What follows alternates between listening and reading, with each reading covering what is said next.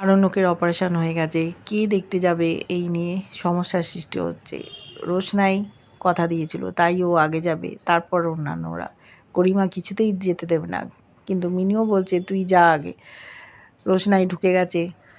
চোখ বন্ধ করেই বুঝতে পেরেছে আরণ্যক যে রোশনাই এসছে। ও এলে নাকি পরিবেশটাই অন্য রকম হয়ে যায়। তাই রোশনাইয়ের সাথে কথা বলছে, ওকে থাকতে বলেছে।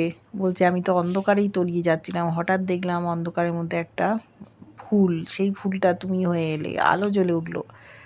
গরিমার সাথে কথা বলতে চায় না। রোশনাই বলেছে সকলে অপেক্ষা করছে, আমি এখন যাচ্ছি। গরিমা এসে কথা বলতে গেছে, ও কিছুতেই কথা বলছে না। বলছে দেখো তুমি বাড়ি ফেরো, তারপর আমি একটা ডিসিশান নেব, তোমাকে যে কোনো একজনকে বাঁচতে হবে।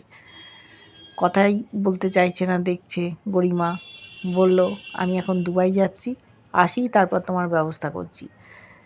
ওদিকে আরণ্যকে দেখাশুনো করার জন্য রোশনাই ওখানে থাকবে বলেছে, নার্স সেজে। বাড়িতে গেছে গরিমা। সুরঙ্গমা রাজেশের সাথে যোগাযোগ করেছে, রোশনাইয়ের ক্ষতি করে দিতে চায়।